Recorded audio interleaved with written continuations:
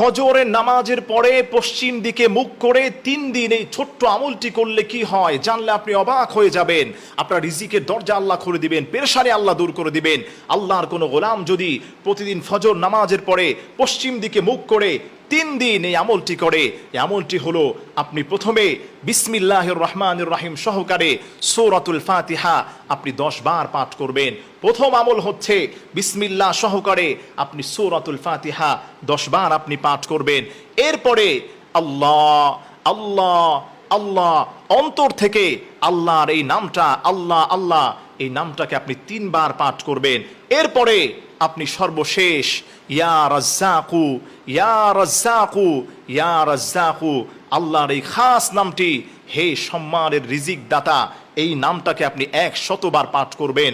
আল্লাহর কসম খেয়ে বলি, এই ছোট্ট আমলটি যদি আপনি প্রতিদিন ফজর নামাজের পরে 3 দিন পশ্চিম দিকে মুখ করে নিয়মিত যদি 3 দিন আপনি এটা কন্টিনিউ করতে পারেন, আল্লাহর উপর ভরসা করে আল্লাহ তাআলা আপনার রিজিক গায়েব থেকে রিজিকের ব্যবস্থা করে দিবেন। ওমাইয়াত্তাকিল্লাহ ইয়াজআল লাহু মাখরাজা, আল্লাহ তাআলা আপনার পথগুলোকে সহজ করে দিবেন। আল্লাহ সুবহানাহু ওয়া তাআলা আপনার মনের আশা আকাঙ্ক্ষাগুলোকে আল্লাহ পূর্ণ করে দিবেন।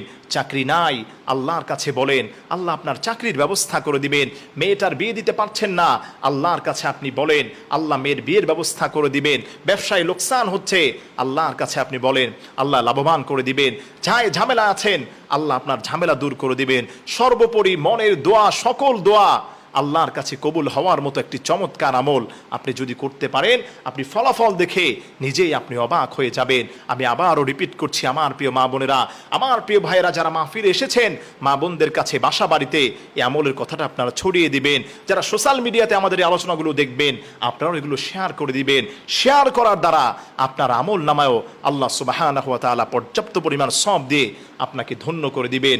সেই আমলটি হলো প্রতিদিন ফজর নামাজের পরে পশ্চিম দিকে কিবলামুখী হয়ে আপনি 3 দিন ফজর নামাজের পরে প্রথমে বিসমিল্লাহির রহমানির রহিম বিসমিল্লাহ সহকারে সূরা ফাতিহা আপনি 10 বার পাঠ করবেন। তার কারণ হলো সূরা ফাতিহা হচ্ছে পুরো কোরআনের সারনির্যাস।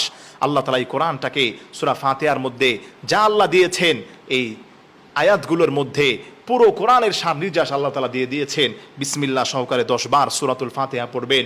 এরপরে অন্তর থেকে আল্লাহ আল্লাহ আল্লাহ এই আল্লাহ তাআলার নামটি আপনি 3 বার পাঠ করবেন। এরপরে 100 বার আপনি পড়বেন ইয়া রাজ্জাকু ইয়া রাজ্জাকু ইয়া রাজ্জাকু, হে সম্মানের রিজিক দাতা, আল্লাহ আপনার কপাল খুলে দিবেন, ভাগ্য খুলে দিবেন। আপনি যদি সকালটাকে ভাবে সকাল শুরু করতে পারেন, সারাটি দিন রহমত বরকত সাকিনা দিয়ে আল্লাহ তাআলা আপনার ঘরটাকে আল্লাহ তাআলা ধন্য করে দিবেন।